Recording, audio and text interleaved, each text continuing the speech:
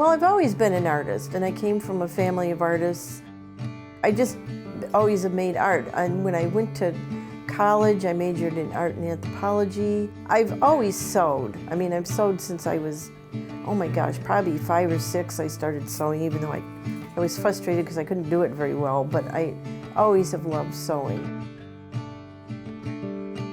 You know, so I started getting those in the juried shows, and they were framed in fairly large frames for the size of the piece, because the pieces are, you know, average around 4 inches by 6 inches.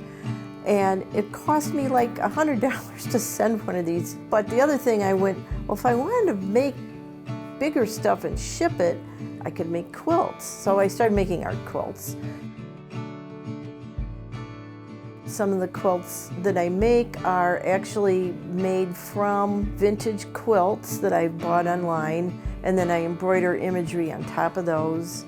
I also do make some pieced quilts, you know, where I'm actually cutting apart, you know, small pieces of fabric and restitching them together. Loved fabric my whole life, and to make my own is just really, really exciting. And, you know, it sort of offers a whole different realm of possibilities when I'm putting these quilts together. Most all the work I do starts in my sketchbooks, and I mean, that's a really important part of what I do, I think, is the drawing. I mean, in a lot of my quilts, you know, there are drawings on there. I mean, you know, the embroidery I'm doing is really like doing a pen and ink drawing in slow motion because I'm embroidering it, but it has, you know, it's you know, I'm bringing that kind of pen and ink drawing in, you know, into fibers.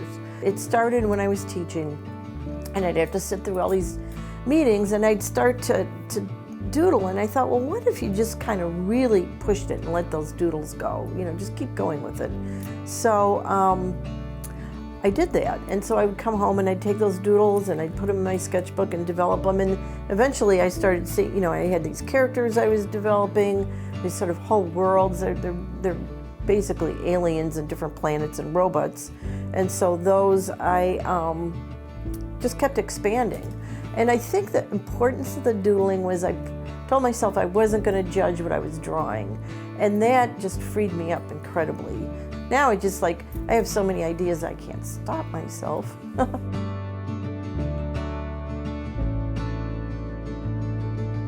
The main work I've been doing on my quilts is about endangered animals.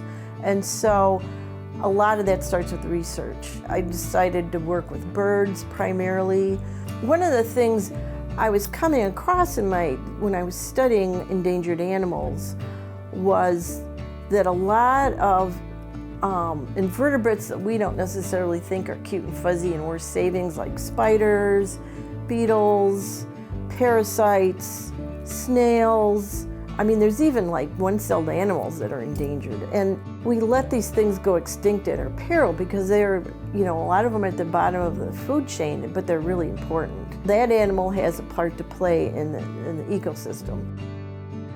We've lost like 70% of the bird species in the world since the 70s. So I take that to heart. I mean, that impacts me, you know, on a personal and spiritual level, and as it impacts, you know, the whole world.